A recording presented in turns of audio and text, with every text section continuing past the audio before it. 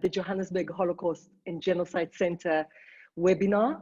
It is wonderful to see many friends here on the screen as we are in isolation here in South Africa and in many, many other parts of the world. My name is Tali Nates. I am the director of the Johannesburg Holocaust and Genocide Center. And it is really wonderful that these webinars that we are holding once a week allow us to meet so many friends from around the world. And today is no exception. We are delighted to have people from, of course, Israel, but from South Africa, all around South Africa, from the US, from the UK, from the Netherlands, from Denmark, from India, from all around Africa. And it's really heartwarming of the response of people joining the conversation this afternoon. I want to extend a warm welcome to friends and partners of the Johannesburg Holocaust and Genocide Center, to the many educators, teachers, academics that are joining us today, to colleagues and partners from different foundations and different museums, and to our colleagues and dear friends from the 3 Holocaust and Genocide Centers from South Africa, the Holocaust and Genocide Center in Durban, in Cape Town, and of course, our own in Johannesburg. Our partnership with Yad Vashem is a long-standing one, which we so appreciate and cherish. We were delighted when David Deutsch was with us in March, hard to believe, in the beginning of March of this year. David came here, he held many workshops and I'm used to say webinars, but actual face-to-face seminars at our center and at the Durban Center. He shared his knowledge and his expertise, and when he arrived in Cape Town, about to share again his knowledge and expertise, our situation deteriorated in South Africa, and he managed to leave us just before our lockdown started on the 26th of March this year. I am happy that David enjoyed meeting many educators, many people from our different society and community, and also saw a little bit of the beauty that the country can offer before you had to live back to Israel. We're grateful to Yad Vashem and to David for offering to speak about this specific important topic of how the Nazi regime utilized a sophisticated and effective propaganda system and propaganda machine in a way that influenced public opinion, that helped to legalize the terrible mass violence that followed in the years of the 12 years of the Reich. And we look forward to learn about the use of this propaganda to target those deemed unworthy and how it was used to promote, of course, the genocide that followed, that we call the Shoah or the Holocaust. It is extremely important for us. It is part of the South African curriculum, but it has a lot of links to today's world and to the reality we are facing in the 21st century and into 2020. Let me introduce David Deutsch to you. Dr. David Deutsch is head international seminars in English at the International School for Holocaust Studies at Yad Vashem. Between 2014 and 2018, he served as the academic coordinator and supervisor at Megalim Olam Higher Education Center in Israel. He holds a PhD in sociology and anthropology from Ben Gurion University in Beersheba and an MA in European Studies from the Hebrew University in Jerusalem. For the past 15 years, David has been teaching, lecturing, and guiding students from all walks of life in the guiding department of the ISHS. He's the author of several journal articles, including The Politics of Intimacy, Nazi and Hutu Propaganda as case studies in Journal of Genocide Research of 2016, and Immer mit Liebe, models of empathic violence in Nazi euthanasia trials in Holocaust Studies Journal of Culture and History, also of 2016. We are very much looking forward to learn from you, David, and your presentation will be followed by a discussion, and we invite everyone to just use the chat and pose any questions that you would like throughout David's talk. Welcome, David. Thank you, thank you. Can you all hear me? Yes, I assume so. So first of all, welcome. Thank you for joining me. Thank you, Tali. Thank you to all three centers for facilitating also my trip and also this current lecture. I miss South Africa already. And I hope every one of you, you're safe and healthy and in the safety of your home. And hopefully the next hour, we'll talk about something else except Corona. So, you know what, I'll begin with why. Why did I choose this topic? You know, that maybe should be the first a question I address. Within Nazi propaganda, there are many things I can address. Racism, which is flourishing. Other aspects, scientific aspects of propaganda. Danger, fear, terror. Why did I focus on a specific tendency called worthy, unworthy paradigm, which we will unpack throughout this lecture? So before I provide the presentation, and I'll show you what we're going to discuss, the reason is many times when we look at Nazi ideology and Nazi propaganda, we tend to focus on a specific set of things. For example, when we focus on hate speeches, we focus on racism, which is true. But Nazi propaganda and ideology is more a sort of a cluster of several different knots clustered together. And the fact that we unpack and understand the racial aspect of it doesn't mean we fully understand other structural aspects that have influence before the Holocaust and also later on. So that's why I will, in this lecture, try to focus on that aspect of Nazi propaganda that deals with the dichotomy between worthy and unworthy. So in order for me to do that, in order for me to unpack that, I have to address several things as a preliminary explanation. So for that, I will share my screen. You will all see it in just a second. Share, and let's go to the PowerPoint, and here we are. So the first thing I would like to address before we see the junction between Nazi propaganda and the idea of unworthy is to explain the difference between ideology and propaganda just in a nutshell. And whereas ideology deals with content, of justification of hate, who are they targeting? The propaganda is the delivery system. That is how they actually are able to distribute these ideas to the masses.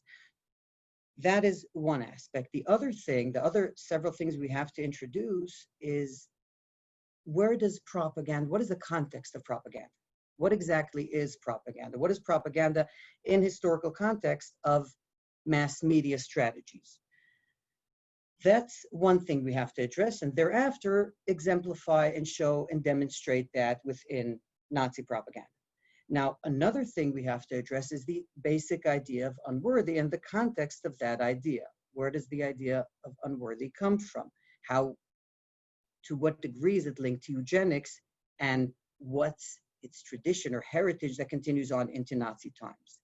After explaining those two sides, thereafter we can be able to trace and see within Nazi propaganda, whether it be directed towards Jews, but also towards other groups. How does that idea of worthy, unworthy,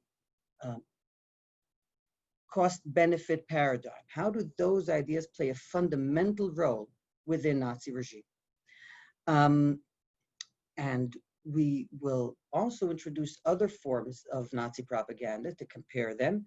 And at the end of this lecture, I'll show how the idea of worthy, unworthy carries benefit, doesn't carry benefit. How does it appear also in the ghettos and also in the camps? I see many things on my screen, but I hope you do not. Do you? What is this exactly? Hold on. Your marker is on, David, and you are basically painting your screen. Okay, this is not me painting because I did not touch the mouse.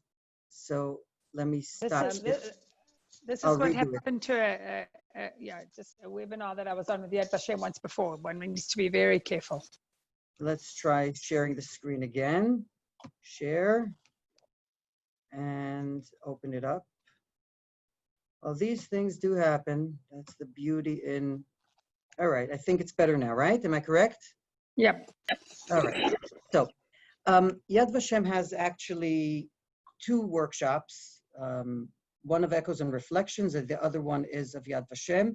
Both deal with the difference between ideology and propaganda. Both provide about 1.5 hours of a workshop, a lesson plan that therein we have resources, a video toolbox explaining each one of these terms, and texts, visual imagery, etc., etc. Those of you who are teachers, I highly recommend using one of those resources.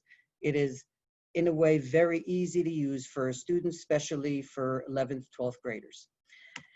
Now, the first thing I really have to address before we go into the idea of unworthy is what is mass media, and because propaganda operates within the field of mass media strategies. It is a form of mass media, and that's why we must understand how does that work.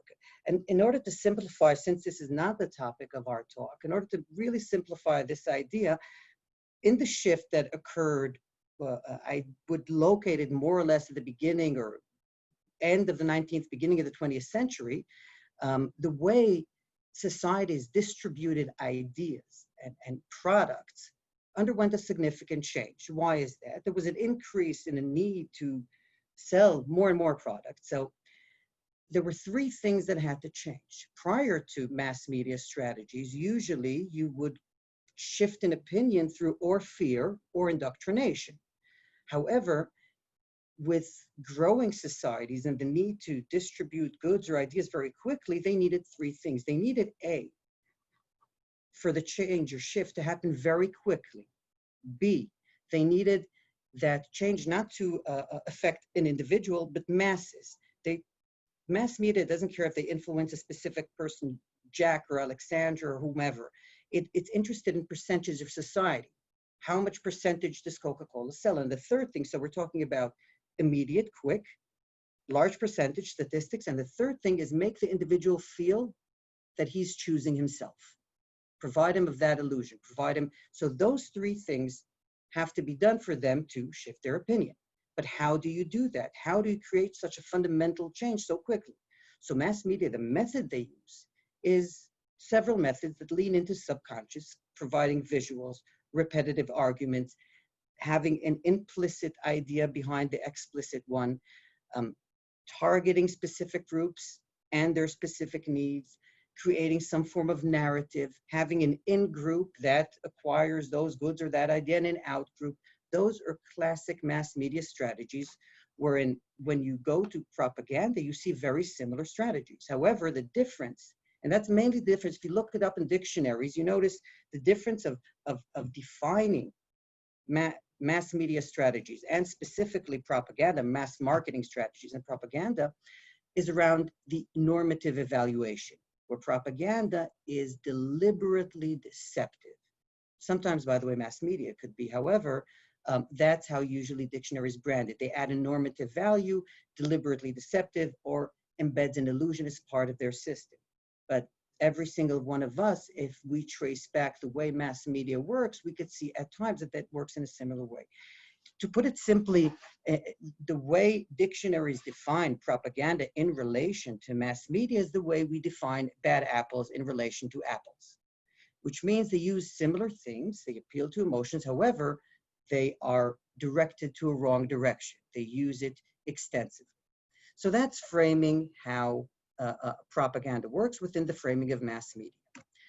And the other idea, which is very important to introduce, is the idea of eugenics. And honestly, I would like to have a whole session regarding eugenics, because I think this is imperative to understanding not only the Holocaust, but the shifts in violence that occur in the 30s also in Germany, also in Poland, and also in other places, even before Nazi occupation, also in the US. But for now, I would like to say just very few simple things regarding eugenics. Eugenics, the idea of eugenics, good genes, basically derived from an idea of public health.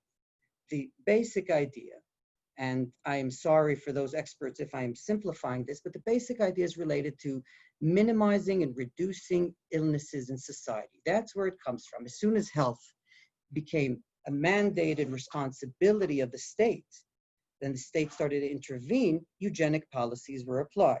So at the beginning, it was reducing of diseases, but on the nation state level. And in its extreme, reducing diseases or illnesses, what happens with hereditary diseases? So the extreme policy, in turn, after a few years, became pro-sterilization. How do we reduce diseases? We could provide help, or we could prevent them from procreating. And that is one aspect of eugenics. And another aspect of eugenics, that on the way where they decided to reduce illnesses, they've started to categorize society, to layer them in a hierarchy of who is healthy and who is ill, who is fruitful and who is decadent, who is a proper human and who is less human. And so two things occurred from that eugenic standpoint. The first is radicalization of policies and invasive policies against mentally ill, etc., which ended up in sterilization. By the way, not only in Germany, in the US and all around the world. This was one of the greatest blind spots of liberal thinking. And another aspect is the categorization of groups, of worthy, unworthy. And at some point, the dichotomy between worthy and unworthy went along the lines of fit and unfit, contributing to society and not contributing to society. Those lines came along together. And that is exactly how a very interesting category emerged in eugenic thinking, which should surprise us, and that is criminals. In eugenic thinking, criminals were defined to carry supposedly a genetic deficiency of criminality. And the reason why they did that, and the reason or the core aspect of the eugenic theory, was to connect biology, whether real or imagined, to ethics. In other words, saying that the biological tendencies or features could carry weight in evaluation of what a self, of what a human, of what a subject is. That basic structural idea was used again and again in many settings of genocidal violence, especially if you look at Nuremberg laws, or you look at later on the categorization of different races under a very similar line of thinking, which is related to eugenics. That being said, after both of those introductions, we can dive into Nazi propaganda in the early 30s. Now, usually the first thing, and many things, the first thing propaganda tends to create is to create an in and out group, meaning there's an in group that is fruitful, is successful. You could see the three posters in front of you.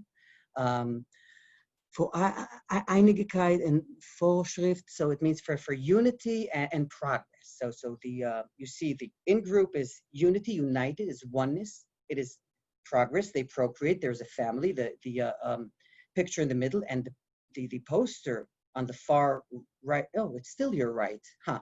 Yeah, on your far right. Hello, is hello. no, The no. red is off. The red is off. The green is on.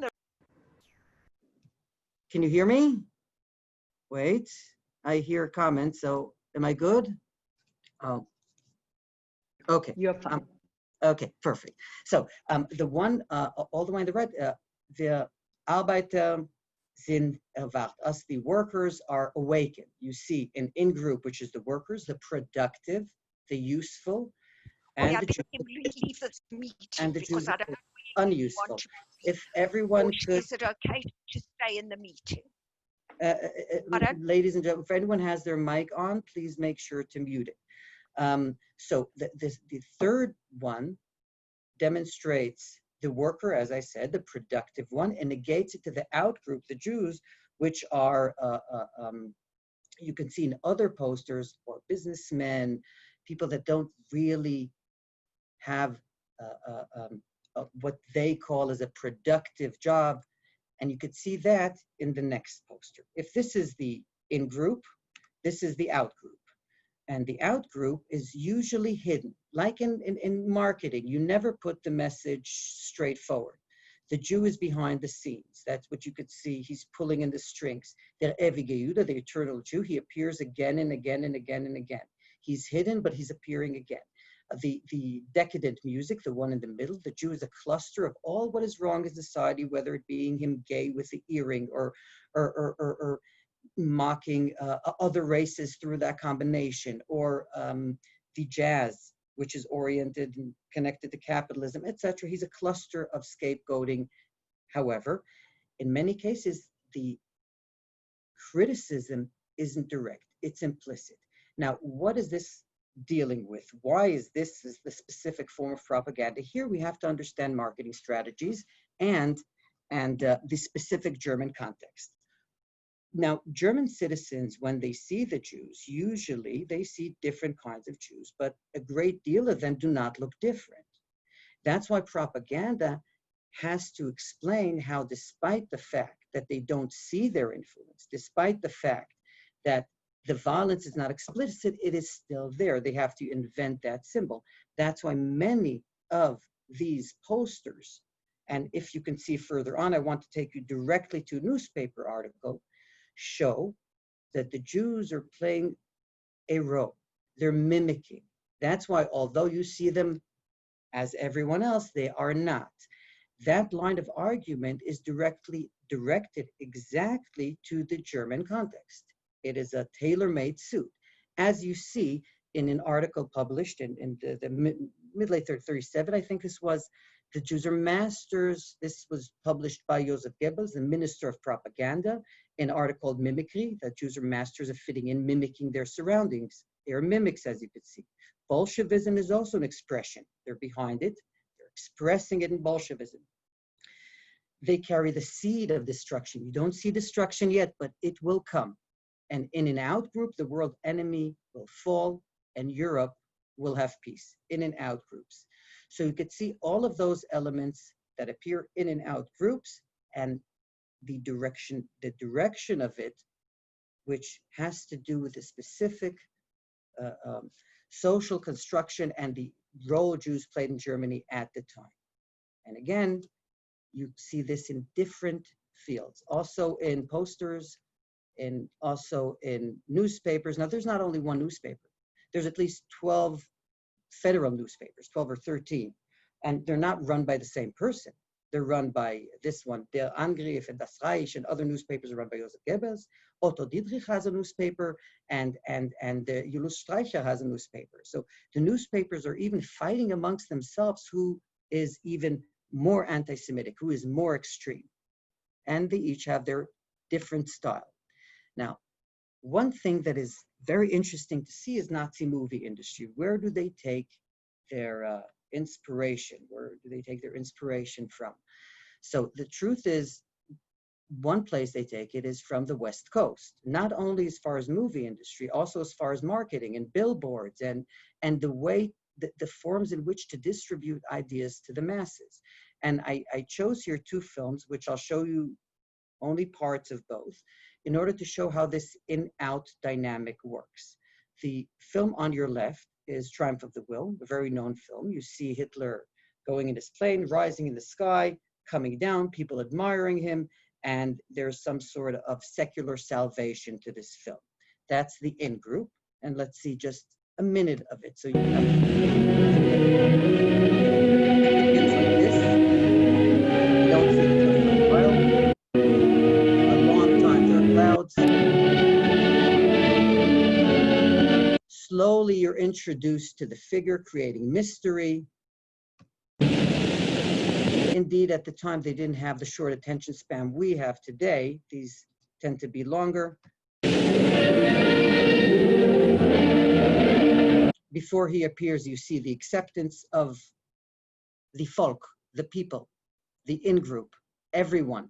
One of the things that works so well in marketing, works so well in propaganda, and are very similar, is the feeling that if you're not part, you're not part. If you're not part of an idea or a product, and also in testimonies, we see that even though people give other explanations, many times part of the explanation was to be part. Here you go.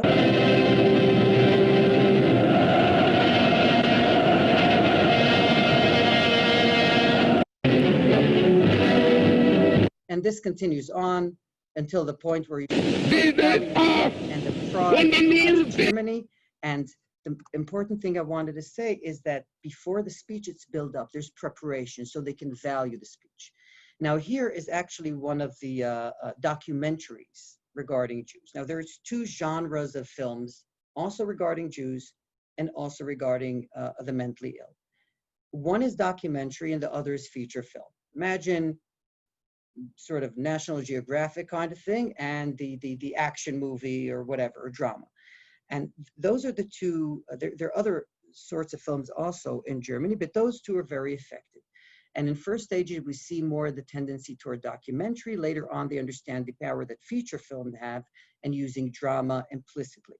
So this is more of a documentary showing, again, the in-group we've seen. How are the out? Their entire history. 4,000 years ago, their Hebrew ancestors were already wandering. Out of the land of two rivers, they wandered along the sea to Egypt, where they ran a lucrative grain business for a while.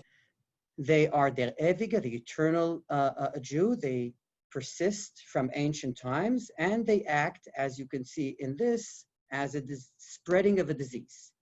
When the country farmers and other Egyptians rose against the foreign usurers and speculators, they wandered once more and plundered their way to the promised land. They settled there, mercilessly looting the culturally superior rightful inhabitants.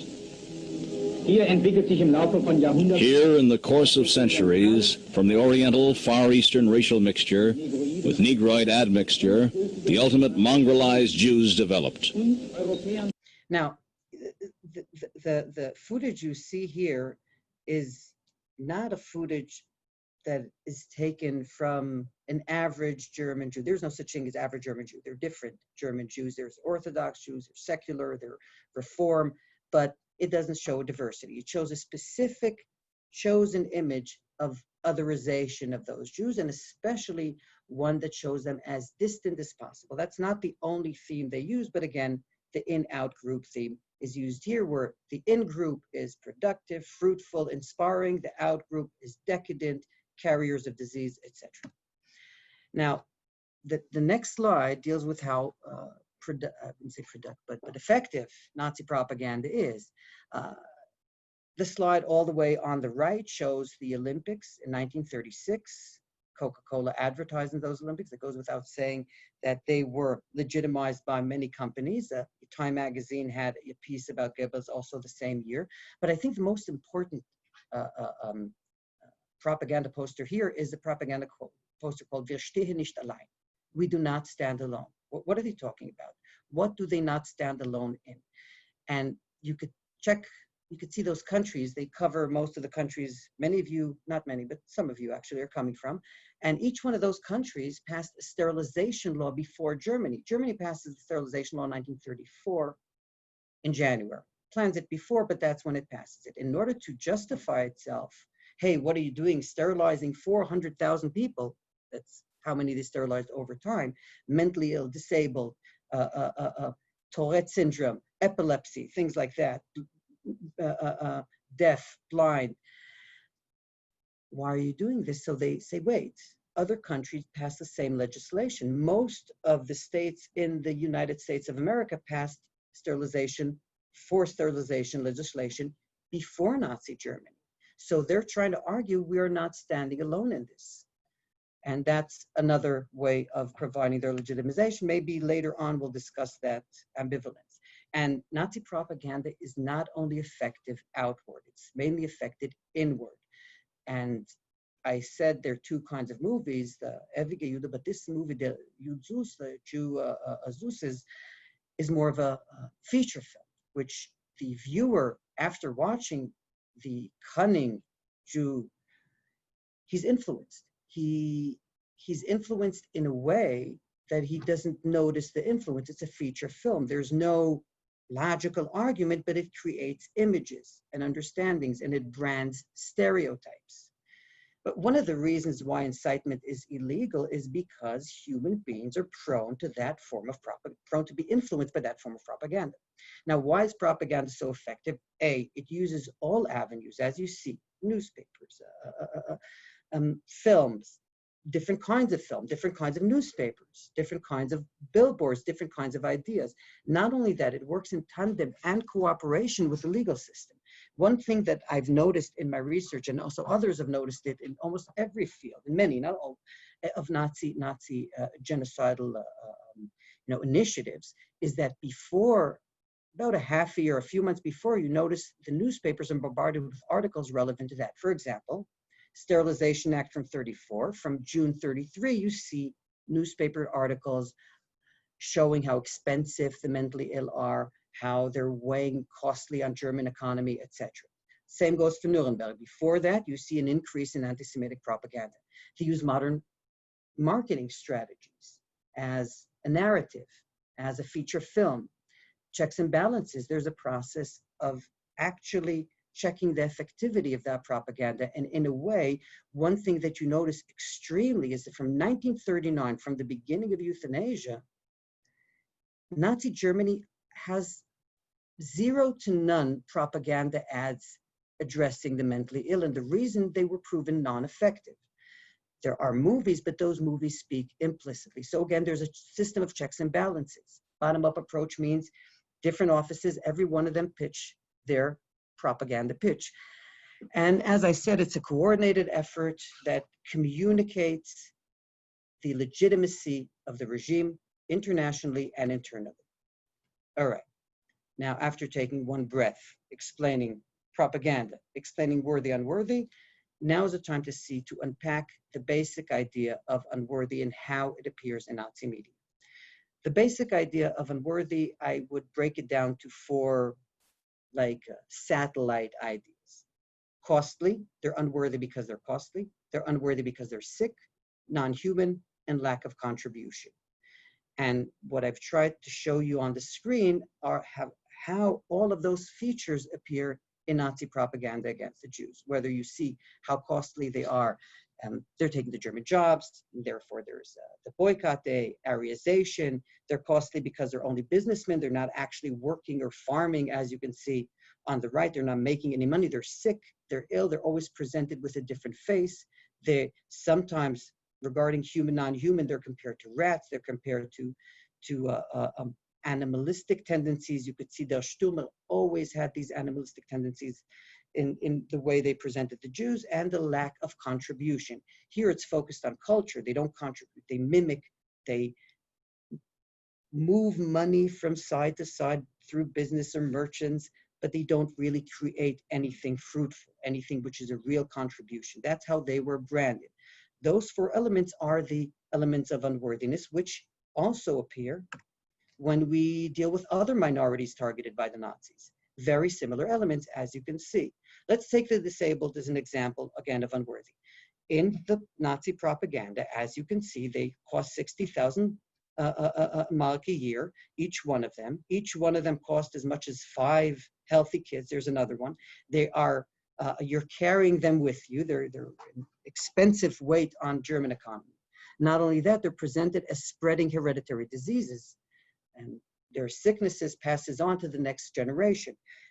Another thing which is important about the way they're branded as human, non-human, and I want to compare this to the Jews, whereas the Jews is demonic, the way they brand the non-humanity of disabled or mentally ill patients is very different. And I want to actually use the person standing at the head of this organization, Werner Heide, who stood at the head of T4. He gives an affidavit in 1961, the second time he's caught. And in his affidavit, he delivers a lot of information about why he did what he did. Why did he target the mentally ill?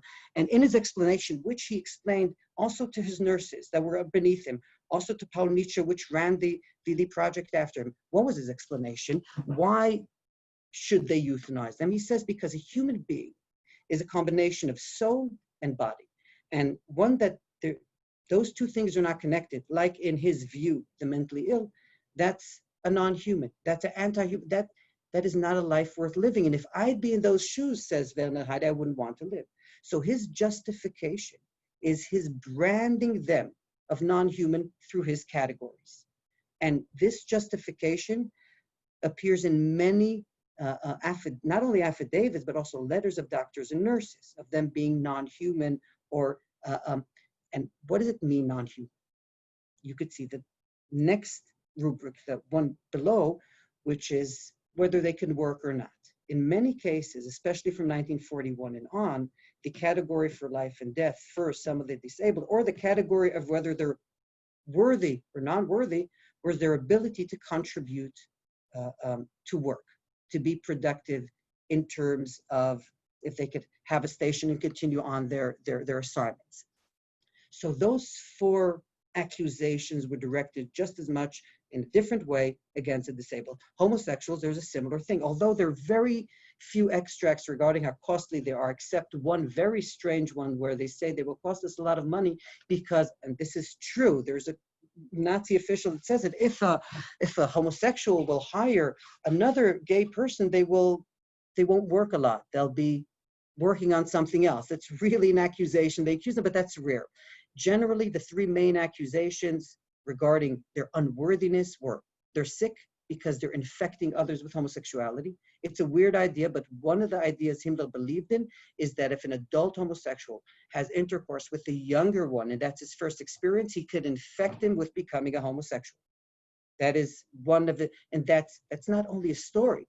That's why the legislation was harsher towards certain kinds of activities more than others through that line of reasoning. Furthermore, the act is considered unnatural, unhuman, and homosexuals reduce productivity. They don't contribute to the German Reich. And that is, again, not just propaganda, it's also institutional. Himmler has an institute for combating homosexuality and abortion. What is the connection between the two? The connection is simple. They're both, they don't have children, and therefore they're unproductive, uncontributing to the German nation. Sinti Roma, similar thing. They're imagined sick as unclean, they're costly, they're perceived as an unnatural mix of races, and they wanderers, they're merchants, they don't have a real contribution. All of these themes you can see in the posters as well. So as I said, the theme of unworthiness broken down to those four categories can be seen not only against the Jews, but also against other minorities. Now, to show you how it's seen against others, I'll just a movie from the mid-30s showing, I want you just to notice how the mentally ill, similarly to the Jews, are portrayed in this film. I'll give you just here. There's no sound, but they're presenting the costs of a mother and son. They're showing them as inhuman.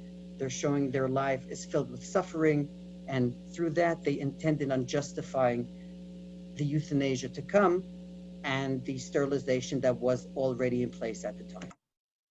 Now, there are other forms of Nazi propaganda, and I didn't want to undermine them.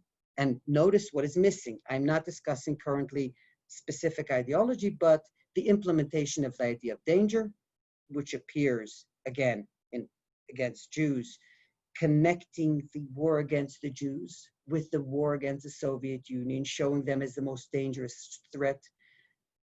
You see the idea of danger towards the disabled. They're weakening German citizens. Homosexuals are considered as traitors, dangerous traitors, and Sinti Roma representatives of the enemy.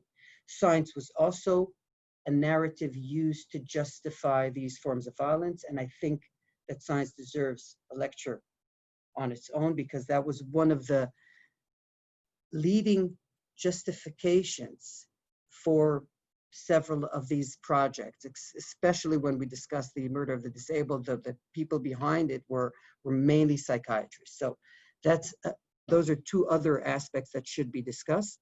You could see in the posters exactly the tendency of danger. The Jews behind the war, the Jews in charge of the war, the Jews the one behind the scenes of America, and he's the one that is the real and true and hidden danger of Germany.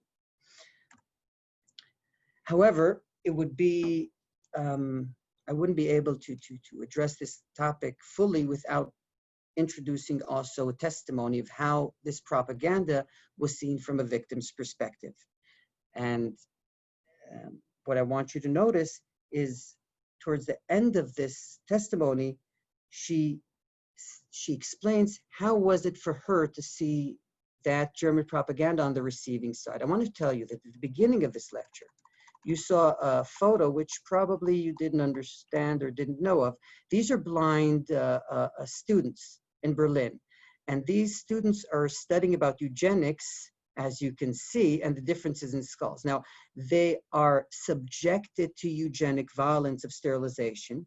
They might be subjected in 4 years from now to mass murder. And yet, at this time, they are studying the same ideas which later will be the reason for inflicting violence against them. That's why I'm also showing you a similar here. Here we go. That's why it's important to me to demonstrate also the perspective of the victims that this propaganda was imposed on. All right, let's listen to this one. As the years went by, like in 1934, there was a terrible paper being published. It was called the Stürmerzeitung, Stormtrooper newspaper. Everything seemed to be stormtroopers, troopers. And that was a horrible paper. That affected me terribly because it was it had all it was plastered on all these stores that sold newspapers. And in the morning, going to school, I would see these Stürmerzeitung and people standing and reading them. And what did they list in this Stürmerzeitung? They had people's faces with long noses and saliva running from their mouth and looking at, of course, typically, you know, they meant Jewish people because they always wrote about Jewish people with their long noses. And they were looking at little Gentile children, greedily looking at the money that the children had in their hands, like they wanted to steal the money from these children. And they had terrible stories in there that Jewish doctors trying to inject Gentiles with poisonous medication. They had bankers that would swindle Jews out of their money. And here I was walking to school, and people were actually reading this, and young people, old people, of all ages. And by the time I got to school, I couldn't learn. So the victims are very much aware of that propaganda. And usually in those systems, there are grotesque ironies that occur sometimes. For example, students studying, also Jewish students studying the same ideology, which is the hate ideology against them. Now, it's surprising to see how this idea of worthy, unworthy also exists as a category of life and death, mainly death in the ghettos and camps. And I want to be very clear about the next stage. There are several mechanisms of violence at play at the same time. There's a racial one directed against the Jews, but at the same time, there's another category of violence, which is the dichotomy between worthy and unworthy. They work together, which means when Jews are sent into the ghettos as such, and later on expected to work, those who cannot work and in Lodz are taken out later to their deaths, the idea of you having to work is an idea which is translated into genocidal policies as well. In other words, there's a racial aspect, and there's the worthy, unworthy, productive, not productive, fit, unfit aspect that both operate as mechanisms of violence. That being said, there's a set in the Lodz ghetto. They worked in order to survive. They were productive. That's one of the reasons that ghetto survived survived much more than other ghettos. Furthermore, they were manufacturing army uniforms, so they were beneficial. In one case, an accountant called Walter Genefein arrives in that ghetto, and he starts taking photos. But unlike regular Nazi propaganda, he doesn't take photos Jews dying in the streets or not burying each other with those tendencies to show them as unhuman. He actually focuses on their work. And the reason behind it, he says, you see, we the Germans, we turned this unproductive society into a productive one. He takes pride in the shift supposedly the Germans had turned the Jews. Now, Walter Gennewein is not a Nazi ideologist. He might be, but that's not his job. And that's why, from his perspective, he says, hey, we were able to turn these unproductive people to productive. That's the perspective. And that's why you see the pictures in color, because he wanted to really show that process that he seems to think he was part of. However, the perception of the Jews of this worthy, unworthy, workable, unworkable paradigm is translated into violence, because they're given a quota of 20,000 people to deliver to the Germans that will be sent off to the gas chambers. And those 20,000 people are taken from the ones who are unproductive, cannot work, elderly, children. The head of the Jewish council, the head of the Judenrat, actually addresses his follower, his congregation. He addresses his community, and he says, a grievous blow has struck the ghetto. They're asking to give up etc., the children, etc., the children and the elderly. I never imagined I would be forced to deliver the sacrifice to the altar with my own hands. Brothers and sisters, he continues, hand them over to me, fathers and mothers, give me your children. From their perspective, of course, the Jews couldn't follow through, and despite that, the children, the adults, this action was executed by the Germans. However, as I said, the category of whether you can work or not, worthy, unworthy, from their perspective, their imaginary perspective, was one that translated into violence. Maybe one of the most extreme cases that I can demonstrate how these two things operate in tandem is through the following story from the killing pits in Transnistria, in Bogdanovka, and this is a 2-minute clip of a testimony. After this, we'll discuss it. Again, as I said, we see the tendency of work, not work, productive, not productive, fit, unfit, as another element of violence.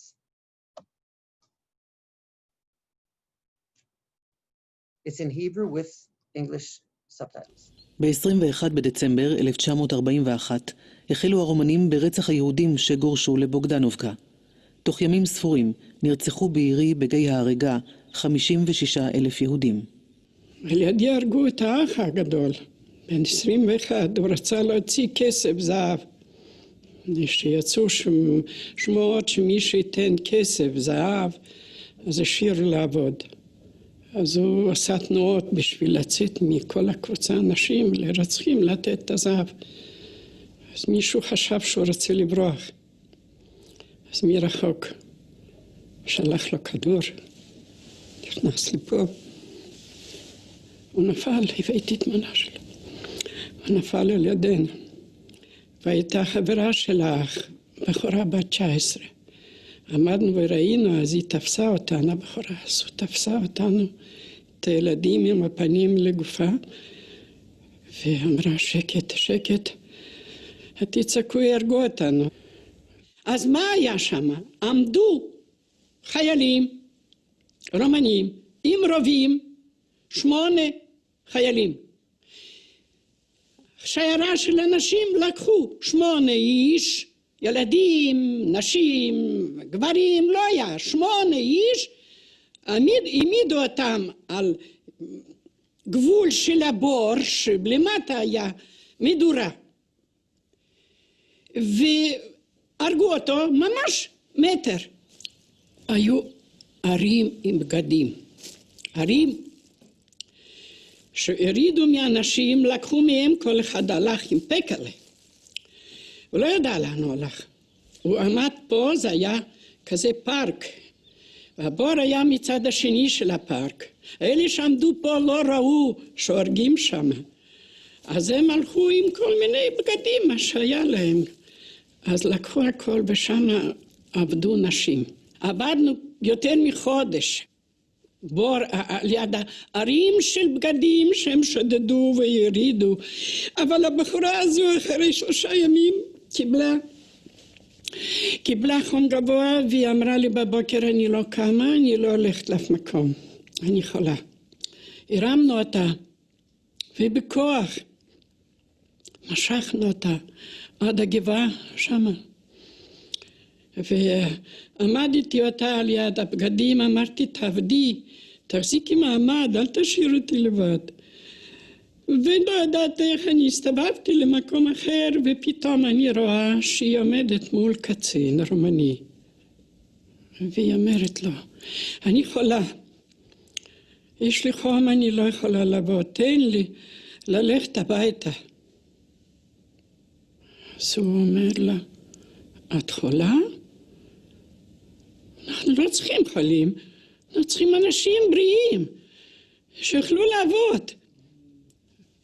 הוציא אקדח מהכיס, היא עמדה חצי מטר על ידו, הכניס לה כדור בראש, והיא נפלה על ידו.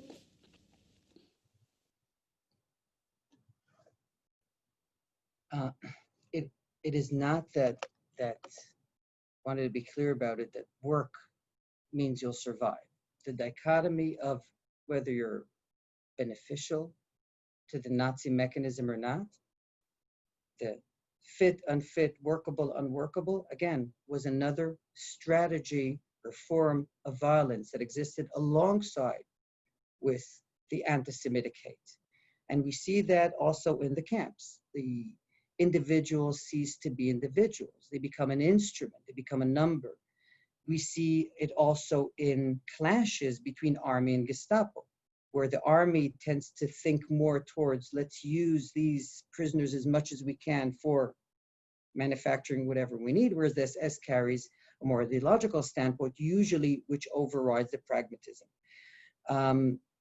The idea of usefulness, the idea of the fact that these prisoners always were thinking of looking like they're surviving, pinching their faces for it being red, and trying to look more alive so they pass selection. So again, the idea or the category of a fit, unfit never ceased to exist as a category of violence.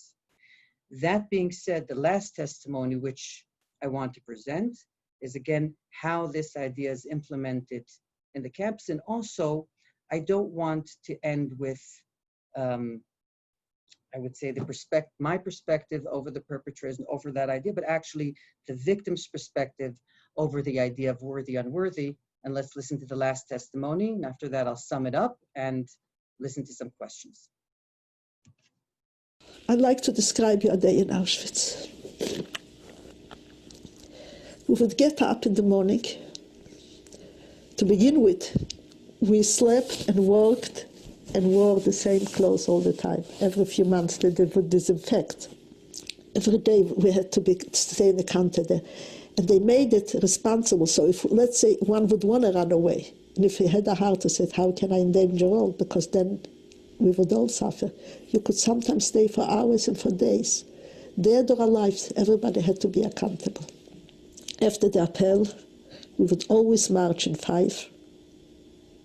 1, 2, 3, 4, 5, links. 1, 2, 3, 4, still I hear it in my, and on both sides the guards with dogs and marching. When you marched out, sometimes we never knew who would come back, because sometimes at random there were selections at the gate that they would take away. I remember there were instances where if one of us looked pale, the other would, sometimes I would do it to Bina, and she said, Nitkolo, they stole us a blast, you look so pale. And she would pinch my cheek to make her look red, because first of all they did everything to make us sick. Then they didn't need an excuse. Then they would take it out because you're sick. Just, it was plain mockery. Another thing which was the horrible thing, there was no, you couldn't go to relieve yourself. Then I understood why the balls. And then at work, carry the gravel or the stone from one place to the other. Sometimes they would mock us. And I remember they would point to the gas chamber, where is your guard now? And inside myself I said, our guard is here, but where is yours? And as you can notice from this testimony, she says they didn't need an excuse. And that was my main argument from the start, that there are several mechanisms of violence operating. The reason why I actually focused on worthy, unworthy is due to the fact it was less noticed, and it still exists in some eugenic policies, even in modern democracies, not only if it's sterilization in what is called developing country and sterilization policies implemented towards them, if it's in sterilization strategies and persuasiveness in prisons in the US. There's a whole list of where this tendency appears, and we can continue on. But I think it's just as important when we discuss racism and give it its right and talk about ethnic racism, that we should also be discussing those concepts that provided so much justifications for different kinds of violence over more than 100 years. So that is, to sum up what we've done. We've began with an explanation of propaganda and ideology, then focused on how propaganda works as part of mass media. Thereafter, focused on Nazi propaganda in out groups, the in-group productive, effective, out-group is considered as ill, considers unproductive, unfit. Later on, we showed that in regarding the Jews, other groups, and also regarding the Jews in the ghettos and camps. Now, if you, I'm going to stop sharing right now the screen so all of you can join in. And hold on. Here we go. I did, oh, stop sharing is fine. Okay, so hello everyone. That was, I think I stayed in the framing of more or less 50 minutes. So Thank now you, David, if anyone so has any much. questions, by the way, the workshop I wanted to show you has appendix. One of it, which I highly recommend to do for fun, is there's an extract that defines what marketing is. I took out the word marketing, and then you could choose whether you want to put in marketing, advertising, propaganda. It fits for everything. And if someone that doesn't know the text can't know whether the text is defining marketing or the text is defining propaganda, or because of how similar these two are. So that's one thing there's in the appendix. And also something I didn't address enough, and that's the persecution of homosexuals. So there you see the evolving propaganda against them. So those are the two appendixes I've added. That's about it. So David, thank you for your wonderful talk, and many people ask for resources and links, and many of the teachers would love to use some of what you shared. So we will talk later about how we get access to this material and then share it with everyone. The first question is coming from Mehak Boza, and she's asking, does eugenics propaganda play a role in the origins and spread of anti-Semitism? Well, to answer, many times people, but let's put it this way. We expect in social sciences to get a different answer than we expect in sciences. If someone would ask me, okay, what's the reason for cancer? Was it your smoking or your genetics? I say, well, there's a complexity to it. There is that. There is your well-being. There is your. Let's see. Now, I say the same thing about anti-Semitism. Anti-Semitism is the cluster outcome of many things that played a role. And I will say, not yes, but absolutely yes, that eugenics played a role in anti-Semitism for one simple reason. Where do you think they know what a quarter of a Jew is? Who invented that quarter thing? Who invented that genetic idea of 1/4? Hereditary, eugenics. Eugenics with their peen experiment that they tried to see, how it carries on diseases. And later on, they turned it into idea. And they were defining 1/4 as well, also in sterilization processes. Nazis did not invent that 1/4. Scientists did. And they took it from there. So eugenics didn't play a role telling the Nazis, okay, use our agenda. They didn't. Nazis just had it at their disposal. And that's why, in order to be a proper investigator, to understand how propaganda works, I have to address it with the same seriousness I address sciences, and to see the different factors that play a role and which role does each factor play. Science, eugenics did have a very important role in that. So the answer is yes, but it does not undermine the role of other ideologies and propagandas. Thank you so much. Paul Blocker is asking the following. To what extent would you agree with the assertion that the German population might have been primed to the nature of the Nazi propaganda targeted at Jews, simply that there was already a cultural predisposition to anti-Semitic attitudes, and therefore the propaganda would not necessarily have to work very hard to convince its audiences? My answer is very pessimistic, very. Mass media and marketing and propaganda doesn't have to work hard ever. Meaning, even if the Germans weren't primed to create a shift in public opinion quickly and to have incitement towards genocide and to enact that genocide, it doesn't take too much time. It takes the right tools to do so. Take the Rwandan example. I mean, of course, there is hatred over time, but the junction of it flipping is very, very quick. It doesn't happen over a long period of time, that flipping junction towards genocide. And I'm saying, as far as whether that assertion is right or wrong, I'm not sure. I tend to think it's a more of a generic way of using, but it doesn't really matter, because whether it's right or wrong, still propaganda, when used correctly, could have an immense effect on people. That's why modern states said it's illegal, because, you know, incitement should be legal. I'm just saying, what am I doing? I'm just using words. I'm not touching anyone. I'm not doing anything to anyone. But the legislator understood that the way mass media works, the way propaganda works, it'll influence 15%. And there are some things that we cannot accept it, even though it limits freedom of speech. So in other words, I think, regardless of the background of Nazi Germany, propaganda used correctly can lure us as societies. And actually understanding that is what helps us to be careful from those propaganda mechanisms.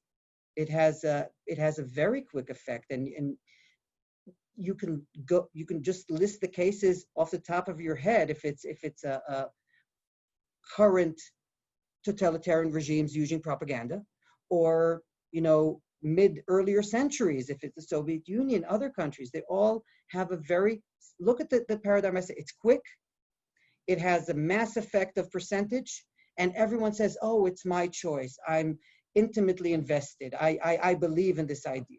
So those things occur regardless, as a structural thing, regardless of background.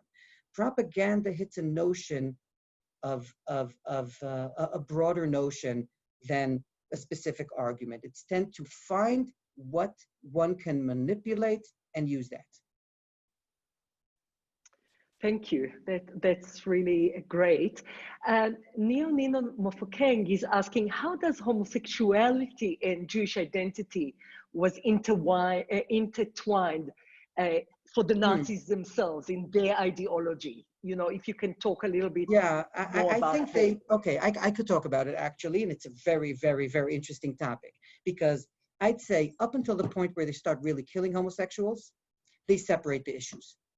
Jews have a certain set of like discourse that's applied towards them, which is usually more essential, and the homosexuals, at least until 36, when Himmler takes over, that issue, they use things like it's indecent, it's unnatural, it's not really German, but they don't use the threat words. Later on, especially I think from 41, you see the discourse evolving and also the not only the discourse, also the institutions used to target them, and also the policies against them change in 41 and on. And later on, they actually, the Nazi discourse, when they talk about homosexuality, embeds Jews. What do I mean? In one case, there's an extract, I think Himmler says it, he says, you know what? Homosexuals are worse than Jews, he says. Why? Because Jew can't make an Aryan a Jew, but a homosexual can't turn another person into a homosexual. So in a way, there's a radicalization of the discourse, and there's actually, it's really, if it wouldn't be so horrifically racist and violent, there's some of those arguments would be incredibly funny. but it is not. They don't take them as funny argument. They take them as very serious arguments regarding homosexuality and its infectious powers, so to speak. But this you see only later on. This you see only with the radicalization of policies against them and with the fact that there was actual death penalty within the army, et cetera, et cetera. So only from 41 is there some kind of comparison. Of course, they weren't, practically speaking, the mechanism put at play weren't as decisive as were against the Jews. Many of them got the opt-out possibility of go up to the like if you were a soldier, a homosexual soldier, so many times they gave them possibility of go fight in the Russian front instead of a penalty. So they were a bit more flexible with that. So David, you touched a little bit about the years and when and where things change. Max van Praag is asking which years the propaganda was at play. Can you talk about question. that? Good question. Propaganda is like clothing in a way that you wear what you need for that day. You use what you need for that time. Good propaganda is never generic. It's always adaptive. It has to adapt to the issue at hand. Take an example, and that's why I have 16 answers. 16 answers, which are 16 parts of propaganda. Let's just, for example, take two. The mentally ill. If at the beginning, as I said, the mentally ill were targeted as inhuman, costly, that's what you see in propaganda. They see it doesn't work because there's criticism. So propaganda changes and adjusts to an implicit version. And there's one of the most incredible and horrific Nazi movies, which is called Ich klage an.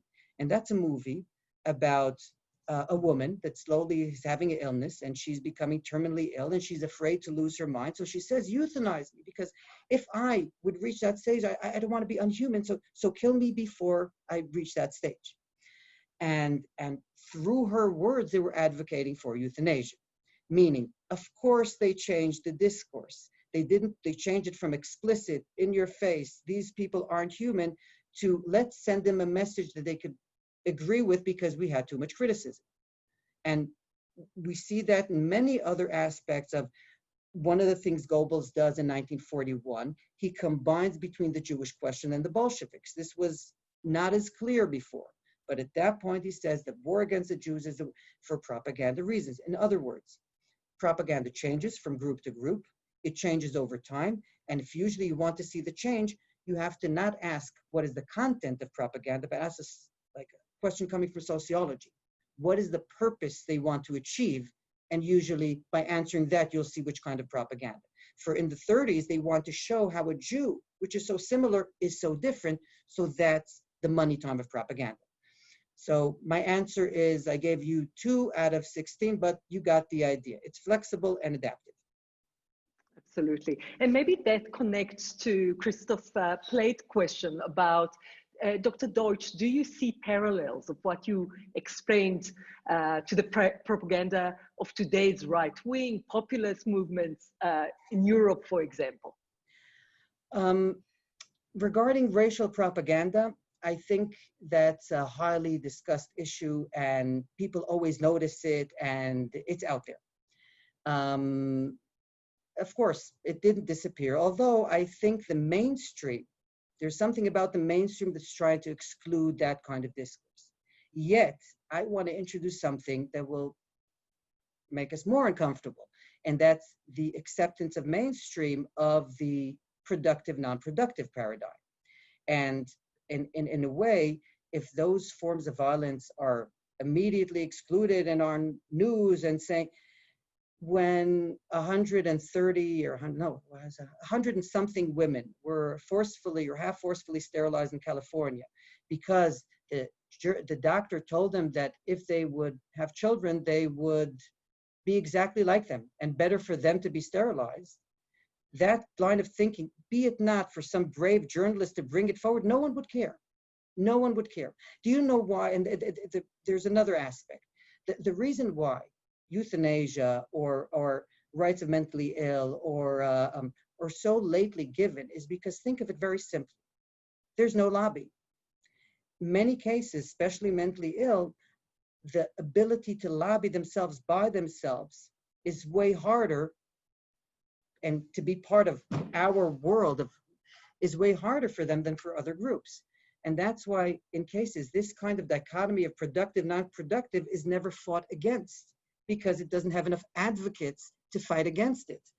And I'm saying this because do I see? Of course I see. Sterilization policies appear in India, financed by several, not mentioning any, but several what is called democratic states. This perception of criminality as you're not productive to society, and you'll de-evaluation due to that. In a way, I think racism still exists. Anti-Semitism still exists. There's something about the mainstream that's pushing it away. However, within the mainstream, there's a small current that still exists of that dichotomy of fit, unfit, productive, not productive.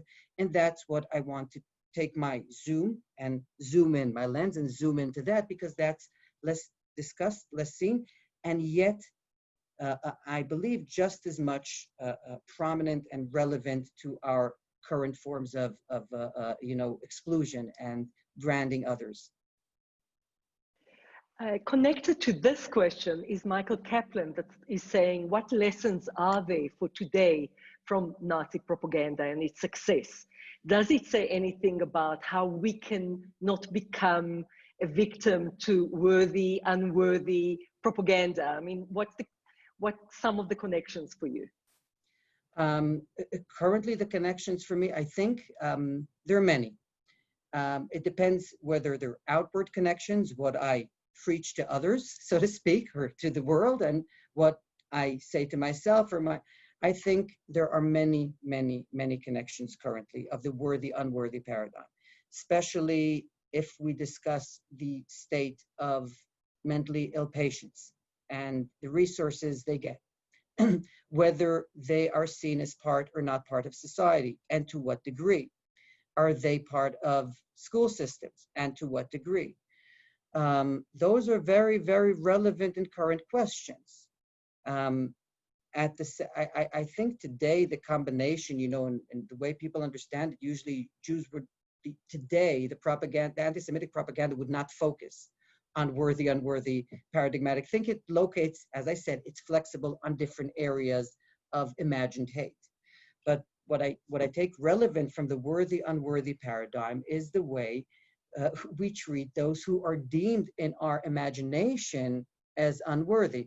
What I would do subjectively, I would ask myself, whom are the groups I deem unworthy? I imagine unworthy, and how do I revise that understanding? Who are the groups my students deem or understand or see as less worthy, and how do I revise? Again, also racism is subjective and selective. Different groups have different forms of racism. So I think I would adapt it to the problem at hand and teach how to rethink, not on those terms of worthy, unworthy, but more on the Kantianian liberal ideas of each subject carries a value in its own right. There are a few questions about the church and propaganda. Len is asking about the indoctrination of the church for generations. The horns, the tails, the killers of Christ, and so on, what role that played.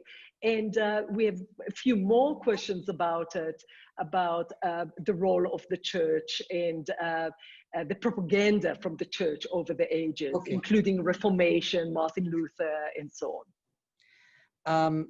I will use a quote from Rashi. Rashi says, "Thou shalt teach your tongue not to say what you do not know." I am not an expert of I know I could answer a few things, but that's not my expertise, Christianity before Nazi era. And I think there is indoctrination. It's different than mass media, etc. But although I will focus on what I do know, and that is how the church operates with eugenics, the collaboration between the Protestant church, the Catholic church, and eugenic theories in Germany. So as far as the Catholic church is concerned, there's what is called the cold peace. What's the cold peace? It means a lot of the Nazi values fit well into Catholic values, modesty, etc. Some don't. So there's some kind of checks and balances, what they can accept and what they cannot. They were generally absolutely against sterilization. However, that being said, the Protestant church separated into two fractions, absolutely against, but also many that were in favor.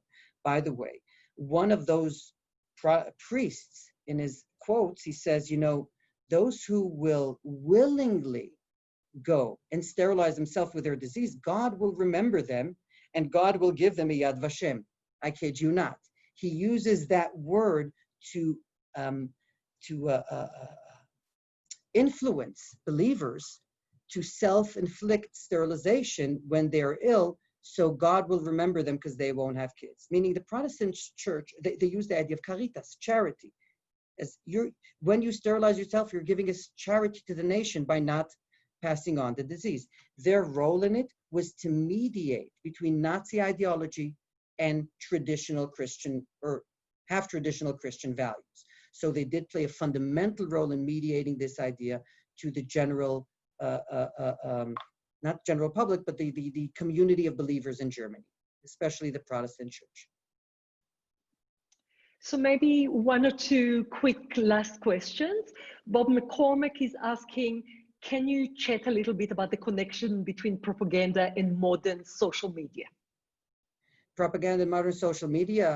Well, I would refer Frankfurt School. I would refer anyone that wants to expand on that to go read about Theodor Adorno and Frankfurt School. And the truth is, actually, Theodor Adorno said it when I think it was California. He said, this could have been heaven, but it's only California. When he watched those billboards, he said something in that direction. And the idea was, wait, this is propaganda, that's propaganda. The only difference is the content.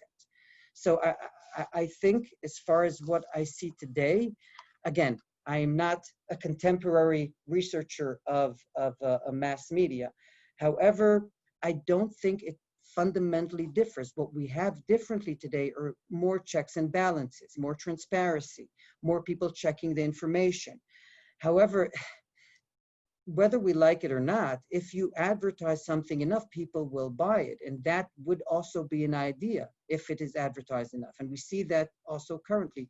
The only thing limiting it is legislation and limitations we put on ourselves regarding propaganda. I don't think there's a difference in effectivity, or there's a difference in the way people's psyche shifts over influences of symbolic imagery. There's a difference in knowledge, but not the way I see it, not in human behavior. That's why propaganda, to my understanding, is still a very dangerous and effective tool if it is used.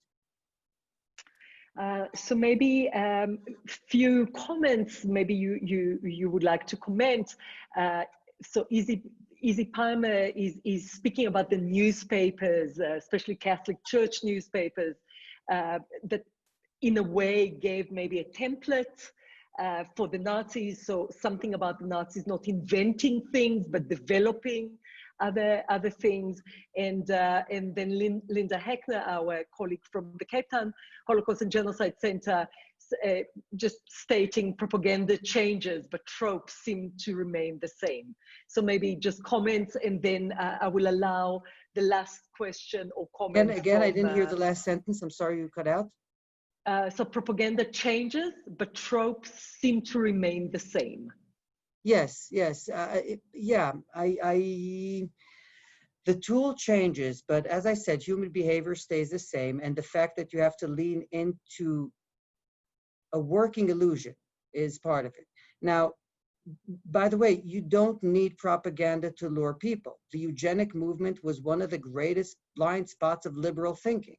Most liberal writers, authors, the feminist movement all jumped aboard. So I don't need propaganda to say people have blind spots. Propaganda expands those pre-existing blind spots we have. Sorry for this pessimistic outlook, but that's what it does. It takes a blind spot, which is our balance between emotion, symbolic seeing, visual abilities, processing of narratives, and the cluster of that, propaganda sees, okay, here is where we could lean in with bypassing the mechanism of critical thinking and logic. It tries to find a way around it, because a visual image and an emotion is embedded without you having to prove it. It's there. And I think that is the mechanism that doesn't change, because by essence, as I said, that kind of emotional, logical balance will always exist as long as we're still Homo sapiens. So Carolyn asks you, are there checks and balances that we can sort of recognize? Because certainly it failed in Nazi Germany. Is there any advice?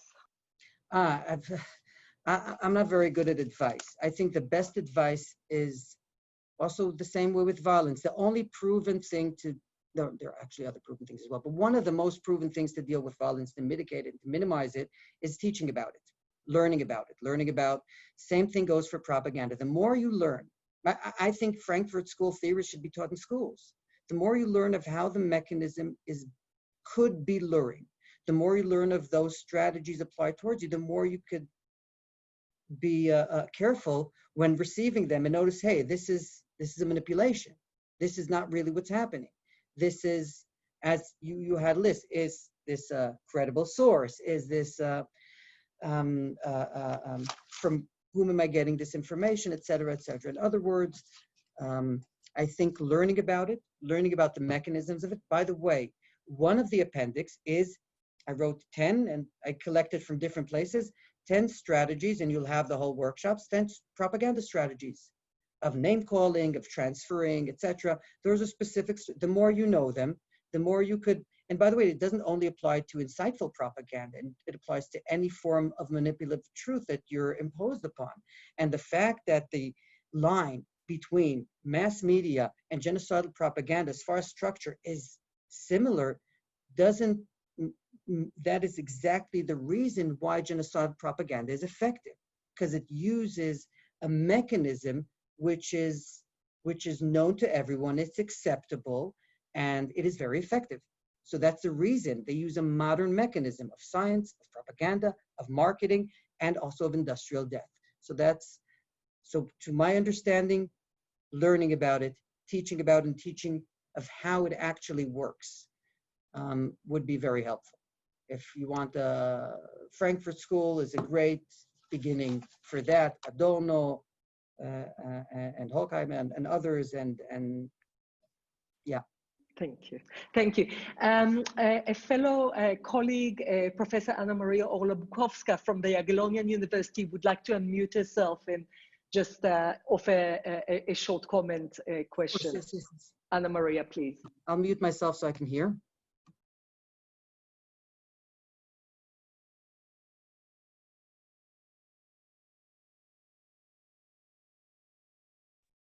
Anna Maria, are you unmuting yourself? Just unmute yourself. You can't. It wouldn't allow me.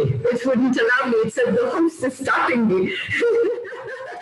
Okay, so first of all, I'm a sociologist and a social anthropologist, so this was absolutely perfect for me. I would use a lot of this with my students because I teach not only about the Shoah, but also a class on racism and nationalism in the contemporary world. And this is something that, especially with the social media, with so many of us noticing that the social media is exacerbating this old problem, right?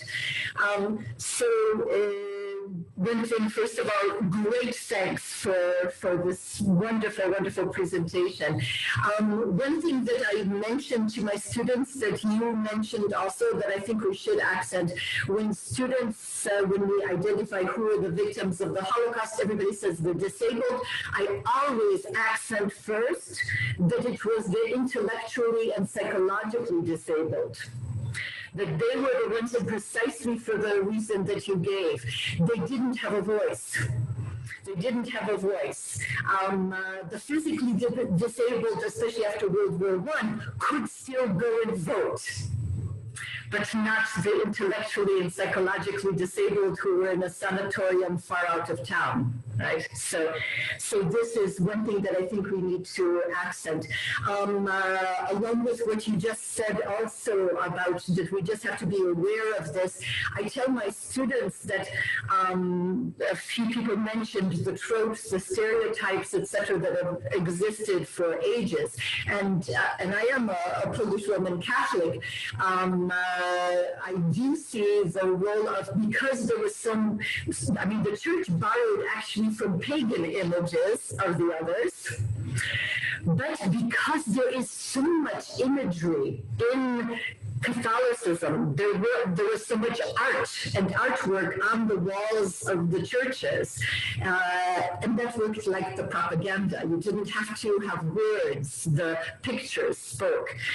So here there was a role in propagating and in enhancing, I don't know if that's the right word, these old images.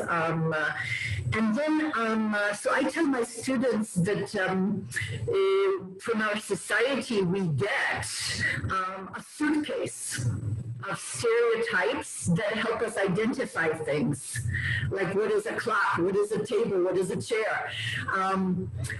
But in that suitcase is also, oh, this is a woman, this is a homosexual, this is a Roma, this is a Jew, etc.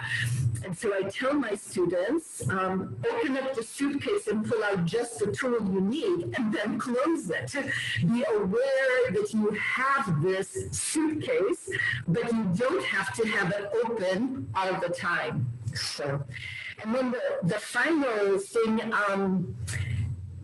if I remember correctly, in these posters, you didn't have one that didn't have words. And I remember seeing a poster, I believe it was from the 1930s. It was a Third Reich poster. On it, it was, so there's the globe at the bottom, and there's no words on this poster. The globe at the bottom, there's 2 or 3 male Jews, and of course there are sacks of money falling out of their pockets. Ironically, strangely enough, dollar signs, not Deutsch marks, but dollar signs on the sacks. And they are mounting, oh, and of course you can tell that they are male Jews because they are dressed like Hasidim.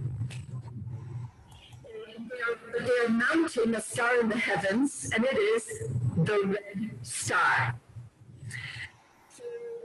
Over this with my students, and my students are from literally all over the world, from Taiwan, Japan, and South Korea to the United States, Canada, and everything in between. And Anna Maria, we will have to close in a minute, so maybe just a final sentence. So the thing is that this is still, the tropes in that poster are all implicit. They're also illogical. You have religious, communist, capitalist Jews in one poster. And the scary thing is that all of my students recognize the tropes. In the 21st century, it's universal. So. Yeah. Thank you very much. David, maybe a final comment from you, and we will close our webinar. I really like the idea of the, the briefcases, and I want to thank you all for listening, for taking time off for all of this weird thing that's going on. And as I said at the beginning, the reason why I chose specifically the worthy, unworthy paradigm is that I think that when unpacking or unbinding those Nazi knots of conceptual violence, one of those knots that weren't addressed enough and still exists and influences the way we address each other and the way states address individual is that paradigm of whether you're worthy or unworthy, fit, unfit, beneficial or non-beneficial. And I wanted to unpack the what it means and what are the ramifications and how this can evolve into something way worse, and to create sensitivity to that. So thank you very much, Tali, for giving me this opportunity, and the Johannesburg Center. And I miss South Africa already. So hopefully you will be able to come and visit us again in years to come. Post-Corona era. Yeah, exactly. But thank you, David, very much. Thank you for sharing your resources and thoughts and answering our questions. Thank you, everyone, for your comments and your additions and your wonderful questions. And thank you for our team for hosting this webinar. we look forward to see you in our next webinar that will be very, very soon. Just look out for our mailer, and we look forward to learn together again. Have a lovely evening. Thank you so much. All the best.